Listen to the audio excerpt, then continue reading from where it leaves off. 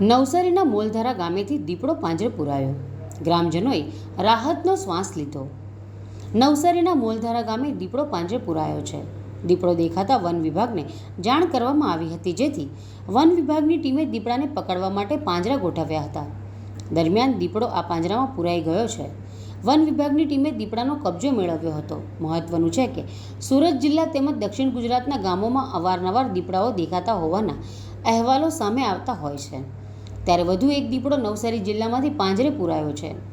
નવસારી તાલુકાના મોલધારા ગામે દીપડો દેખાયો હતો, જે બાદ વન વિભાગને આ મામલે જાણ કરવામાં આવી હતી, જેથી વન વિભાગની ટીમે દીપડાને પાંજરે પૂરતા માટે તજવીજ હાથ ધરી હતી અને પાંજરાઓ ગોઠવ્યા હતા।